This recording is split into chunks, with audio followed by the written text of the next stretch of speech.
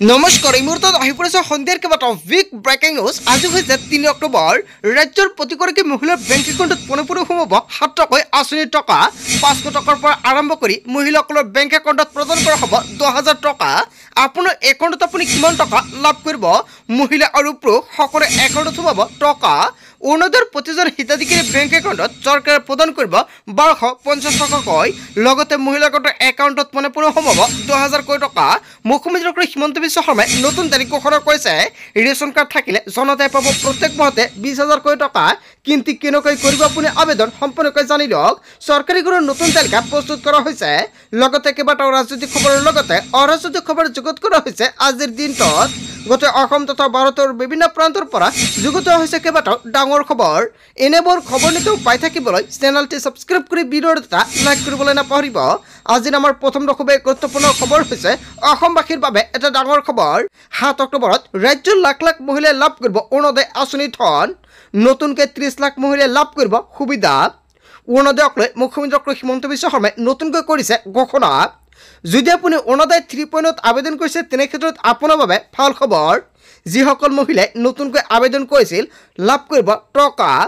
প্ৰতি মাহৰ ১০ তাৰিখে নতুন হিতাধিকাৰীক চৰকাৰে দিব এই ধনৰাশি। ৭ অক্টোবৰত ৰাজ্যৰ লাখ লাখ মহিলাই লাভ কৰিব অৰুণোদয়। অৰুণোদয় 2.0 অৰুণোদয় 3.0 নাম থাকিলে আপোনাৰ বাবে ভাল খবৰ আহি পৰিছে। সকলো মহিলাৰ একাউণ্টত পোনে প্ৰদান কৰা হ'ব ১২৫০ টকাকৈ। আৰু এই মাহত চৰকাৰে ১২৫০ টকাকৈ প্ৰদান কৰিব ৭ অক্টোবৰত। তাৰপিছতে প্ৰত্যেক মাহতে চৰকাৰে আগতে যেনেকুৱাকৈ ১০ তাৰিখত প্ৰদান কৰিছিলে ঠিক তেনেকুৱাকৈ প্ৰত্যেক মাহতে ১০ তাৰিখত প্ৰদান কৰি যাব অৰুণোদয় আঁচনিৰ ধনৰাশি। অসমৰ মুখ্যমন্ত্ৰী ডক্টৰ হিমন্ত বিশ্ব শৰ্মাই সংবাদমেল পাতি কেইবাটাও গুৰুত্বপূৰ্ণ মন্তব্য কৰিছে জনতাৰ বাবে। তাৰপিছত অসমবাসী ৰাজক জনাইছে আমাৰ পৰৱৰ্তী খুবেই গুৰুত্বপূৰ্ণ খবৰ। লগতে ডাঙৰ খবৰ, লাখ লাখ অংগনবাড়ী আশাকৰ্মী জীৱিকা সখী টিউটৰ ৰান্ধনিৰ বাবে বৃদ্ধি পালে দৰমহা বৃদ্ধিৰ লগতে এককালীন সাহায্য লাভ কৰিব অংগনবাড়ীৰ কৰ্মীসকলে।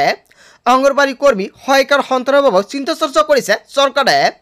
১ অক্টোবৰৰ পৰা বৃদ্ধি পালে অংগনবাড়ী কৰ্মী সহায়িকাৰ দৰমহা। ৰাজ্যৰ লাখ লাখ আশাকৰ্মী আৰু ছুপাৰভাইজাৰ সকলৰ বাবে ডাঙৰ খবৰ। ১০,২০০ টকালৈকে বৃদ্ধি হ'ল আশা ছুপাৰভাইজাৰসকলৰ দৰমহা। আশা কৰ্মীসকলে ৩,০০০ টকাৰ সলনি এতিয়াৰে পৰা লাভ কৰিব ৪,০০০ টকাৰ মাননি। ছুপাৰভাইজাৰসকলে ৯,০০০ টকাৰ সলনি লাভ কৰিব ১০,২০০ টকাকৈ মাননি। ১ অক্টোবৰৰ পৰা লাভ কৰিব বৰ্ধিত দৰমহা। স্বাস্থ্য খণ্ডৰ প্ৰতি গুৰুত্ব প্ৰদান কৰি এটা ডাঙৰ মন্তব্য কৰিছে কেবিনেট বৈঠকত। অসমৰ মুখ্যমন্ত্ৰী ডক্টৰ হিমন্ত বিশ্ব শৰ্মাই কেইবাটাও গুৰুত্বপূৰ্ণ মন্তব্য কৰিছে সংবাদমেল পাতি। অৰুণোদয়ৰ লগতে মুখ্যমন্ত্ৰী ডক্টৰ হিমন্ত বিশ্ব শৰ্মাই কেইবাটাও বৃহৎ প্ৰতিশ্ৰুতি প্ৰদান কৰিছে। তাৰপিছত অসমবাসী ৰাজক জনাইছে আমাৰ পৰৱৰ্তী খুবেই গুৰুত্বপূৰ্ণ খবৰ। লগতে ডাঙৰ খবৰ, মাইক্ৰ' ফাইনেন্সৰ ঋণী মহিলালৈ হিমন্ত বিশ্ব শৰ্মা চৰকাৰৰ বৃহৎ ঘোষণা। ৫০,০০০ টকালৈকে ঋণ লোৱা মহিলাৰ ঋণ মাফ কৰিছে চৰকাৰে।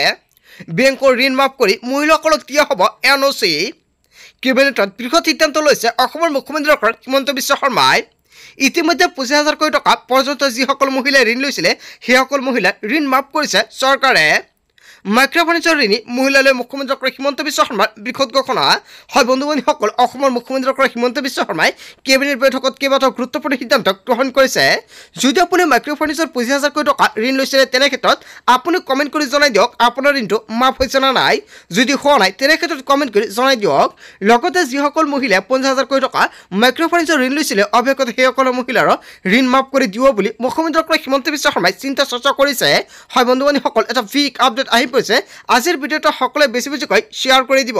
তাৰপিছত অসমবাসী ৰাজক জনাইছে আমাৰ পৰৱৰ্তী খুবেই গুৰুত্বপূৰ্ণ খবৰ। লগতে ডাঙৰ খবৰ, শ্যামকানু মহন্তৰ ক্ৰিমিনেল লেখ আবেদনৰ পৃষ্ঠাই বিস্ফোৰক তথ্য পোহৰলৈ আহিছে। কি আছে শ্যামকানু মহন্তই দাখিল কৰা ক্ৰিমিনেল লেখ আবেদনত? ১৭২ পৃষ্ঠাৰ লেখ আবেদনত SITৰ বিৰুদ্ধে বিষোদগাৰ। অসম সংবাদ মাধ্যমৰ প্ৰতিও বিষোদগাৰ লেখ আবেদনত। সংবাদ মাধ্যম সামাজিক মাধ্যমত অতিৰঞ্জিত বাতৰি প্ৰচাৰ কৰাৰ অভিযোগ উত্থাপিত হৈছে। মুখ্যমন্ত্ৰী হিমন্ত বিশ্ব শৰ্মাৰ মন্তব্যক লৈ অসন্তুষ্ট প্ৰকাশ কৰে লেখ আবেদনত। দোষী বুলি সামাজিকভাৱে মুখ্যমন্ত্ৰীয়ে মন্তব্য দিয়াৰ অভিযোগ উত্থাপিত হৈছে। SITৰ পৰা ন্যায় নাপাব বুলি উল্লেখ কৰে লেখ আবেদনত। শ্যামকানু মহন্তৰ জীৱনৰ প্ৰতিও চৰম সংশয় থকা বুলি উল্লেখ কৰে। NIA অথবা CBIৰ দ্বাৰা তদন্ত বিচাৰি উচ্চতম ন্যায়ালয়ত লেখ আবেদন দাখিল কৰিছে। ছিংগাপুৰৰ পৰাই অধিবক্তাৰ জৰিয়তে পিটিশ্যন দাখিল কৰিছিল শ্যামকানু মহন্তই। শ্যাম কানু মহন্তৰ ক্ৰিমিনেল লেখ আবেদনৰ পৃষ্ঠাই পৃষ্ঠাই বিস্ফোৰক তথ্য হয় বন্ধু-বান্ধৱীসকল এটা বিগ আপডেট আহি পৰিছে ইয়াৰ বিষয়ত জনতাই কি ক'ব যদি জনতাৰ কিবা মন্তব্য কৰিব লগা থাকে আপোনালোকৰ মন্তব্যটো নিশ্চয় কমেণ্ট কৰি জনাই দিব তাৰ পিছত অসমবাসী ৰাজুক জনসমৰ পৰৱৰ্তী খুবেই গুৰুত্বপূৰ্ণ খবৰ লগতে ডাঙৰ খবৰ ইয়াত গোচৰ তৰিবলৈ কোন অধিবক্তাই সহায় কৰিছিল শ্যাম কানু মহন্তক ইয়াক লৈ কেইবাটাও গুৰুতৰ প্ৰশ্ন উত্থাপিত হৈছে এজাহাৰ প্ৰমাণিক প্ৰতিলিপি নোহোৱাকৈ অভিযুক্তি তৰিব নোৱাৰে গোচৰ উচ্চতম ন্যায়ালয়ত শ্যাম কানুৰ গোচৰ তৰিবলৈ সহায় কৰিছিল কোন অধিবক্তাই এনেকুৱাকৈ কেইবাটাও গুৰুতৰ অভিযোগ উত্থাপিত হৈছে অসমৰ কোন অধিবক্তা যোগান ধৰে এজাহাৰ লগতে প্ৰশ্ন শ্যাম কানু মহন্তই নিজে গোচৰ তৰিছিল নে উচ্চতম ন্যায়ালয়ৰ নটাৰীৰ সন্মুখত শপতনামা কৰিব লাগে স্বাক্ষৰ কেনেকৈ আৰু কেতিয়া শ্যাম কানুৱে স্বাক্ষৰ কৰিলে শপতনামাত বিমানবন্দৰতে শ্যাম কানুক গ্ৰেপ্তাৰ কৰাত আছে নেকি ৰহস্য অসমৰ ৰাজ্যক বিপথে পৰিচালিত কৰিব বিচাৰিছে নেকি আৰক্ষী আৰু প্ৰশাসনে ইয়াত গোচৰ তৰিবলৈ কোন অধিবক্তাই সহায় কৰিছিল শ্যাম কানু মহন্তক হয় বন্ধু-বান্ধৱীসকল সকলো জল্পনা কল্পনাৰ মাজতে এটা বিগ আপডেট আহি পৰিছে তাৰ পিছত অসমবাসী ৰাজুক জনসমৰ পৰৱৰ্তী খুবেই গুৰুত্বপূৰ্ণ খবৰ লগতে ডাঙৰ খবৰ 14জনে আৰক্ষীৰ জিম্মালৈ শেখৰজ্যোতি গোস্বামী আৰু অমৃতপ্ৰভা মহন্ত বৃহস্পতিবাৰে 11 ঘণ্টাৰ জেৰাৰ অন্তত গ্ৰেপ্তাৰ কৰা হৈছিল দুয়োজনকে মুখ্য ন্যায়িক দণ্ডাধীশৰ আদালতে দিলে ৰায়দান কিছু সময় পূৰ্বে CGMত হাজিৰ কৰা হৈছিল শেখৰজ্যোতি আৰু অমৃতপ্ৰভাক CIDৰ কাৰ্যালয়ত পুৱাৰ ভাগত সম্পূৰ্ণ দুয়োৰে স্বাস্থ্য পৰীক্ষা কৰি আদালতত হাজিৰ কৰা হয় দুয়োজনকে নিশা পাণবজাৰ মহিলা থানাত ৰখা হৈছিল অমৃতপ্ৰভাক শেখৰজ্যোতি আছিল CIDৰ লকআপত 14জনৰ আৰক্ষীৰ জিম্মালৈ শেখৰজ্যোতি গোস্বামী আৰু অমৃতপ্ৰভা মহন্ত হয় বন্ধু-বান্ধৱীসকল এটা বিগ আপডেট আহি পৰিছে তাৰ পিছত অসমবাসী ৰাজুক জনসমৰ পৰৱৰ্তী খুবেই গুৰুত্বপূৰ্ণ খবৰ লগতে ডাঙৰ খবৰ অসমৰ জনতাই তেল আৰু পানী চিনি পায় হয় বন্ধু-বান্ধৱীসকল এটা বিগ আপডেট আহি পৰিছে সিদিনলৈকে ষড়যন্ত্ৰ কৰি থকা অখিল গগৈ আজি জুবেনৰ অনুৰাগী অখিল গগৈৰ একালৰ সতীৰ্থ কমল মেধিৰ বিস্ফোৰণ মন্তব্য হয় বন্ধু-বান্ধৱীসকল সতীৰ্থ কমল মেধিয়ে কেইবাটাও বিস্ফোৰণ মন্তব্য কৰিছে অখিল গগৈৰ বিৰুদ্ধে জুবেনৰ বিৰুদ্ধে অখিল গগৈ বহু আগতে কৰিছিল ষড়যন্ত্ৰ 2015 চনত মোৰ সন্মুখতে জুবেনক লৈ কটু বাক্য কৰিছিল অখিল গগৈয়ে হঠাৎ জুবেনৰ আটাইতকৈ ডাঙৰ গুণমুগ্ধ হত ৰাজনীতি আছে অখিল গগৈৰ ওপৰত আমাৰ সন্দেহ আছে বুলি মন্তব্য কৰিছে অখিল গগৈৰ একালৰ সতীৰ্থ কমল মেধিৰ বিস্ফোৰক মন্তব্য হয় বন্ধু-বান্ধৱীসকল কমল মেধিয়ে অখিল গগৈৰ বিৰুদ্ধে যিকেইটা মন্তব্য কৰিছে জনতাই কি ক'ব তাৰ পিছত অসমবাসী ৰাজুক জনসমৰ পৰৱৰ্তী খুবেই গুৰুত্বপূৰ্ণ খবৰ লগতে ডাঙৰ খবৰ হঠাৎ CIDৰ কাৰ্যালয়ত কিয় বৃদ্ধি হৈছে শ্যাম কানু আৰু সিদ্ধাৰ্থৰ নিৰাপত্তা বাহিৰৰ পৰা কোনাই সহায় কৰাইছে নেকি এনেকুৱাকৈ কেইবাটাও গুৰুতৰ অভিযোগ উত্থাপিত হৈছে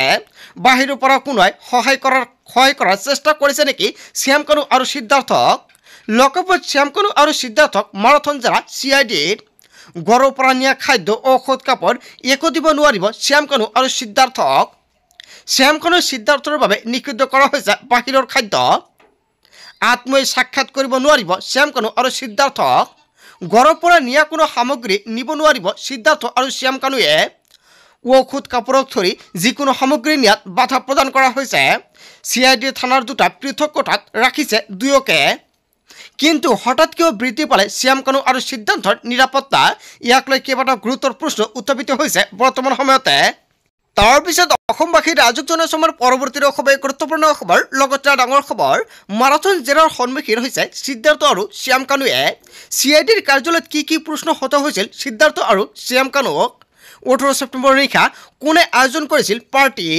কিমান সময়লৈকে চলিছিল খুৰাৰ পাৰ্টি 19 ছেপ্টেম্বৰত আচলতে কি হৈছিল সাগৰত কোনে আয়োজন কৰিছিল খুৰাৰ পাৰ্টি কোনে বাগুৰুৱা জুবেনক সাগৰলৈ লৈ গৈছিল সাগৰলৈ যাওঁতে জুবেনৰ সৈতে কোন আছিল জুবেনক সাগৰলৈ নিয়াত কিয় সিদ্ধাৰ্থই বাধা দিয়া নাছিল এনেকুৱাকৈ কেইবাটাও গুৰুত্বপূৰ্ণ প্ৰশ্ন উত্থাপিত কৰিছে জুবেনৰ মোবাইলটো কিয় ৰাখি থৈছিল সিদ্ধাৰ্থই জুবেনৰ মোবাইলৰ কিবা তথ্য ডিলিট কৰিলে নেকি সিদ্ধাৰ্থই এনেকুৱাকৈ প্ৰশ্ন উত্থাপন কৰা হৈছে কিয় জুবেনক নিয়মীয়াকৈ ঔষধ খাবলৈ দিয়া হোৱা নাছিল ঔষধ নোখোৱা কথাটো গৰিমাক কিয় জনোৱা হোৱা নাছিল কি প্ৰশ্ন সদা হৈছিল শ্যাম কানুক হয় বন্ধু-বান্ধৱীসকল ইয়াক লৈ ৰাজ্যজুৰি ডাঙৰ প্ৰতিক্ৰিয়াৰ সৃষ্টি হৈছে জুবেনক পণ্যৰূপে ব্যৱহাৰ কৰিছিল নেকি শ্যাম কানু মহন্তই মাৰাথন জেৰাৰ সন্মুখীন হৈছে সিদ্ধাৰ্থ আৰু শ্যাম কানু মহন্তই তাৰ পিছত অসমবাসী ৰাইজক জনাইছোঁ পৰৱৰ্তী খুবেই গুৰুত্বপূৰ্ণ খবৰ লগতে ডাঙৰ খবৰ কিয় আমি জুবিনক হেৰুৱাবলগীয়া হ'ল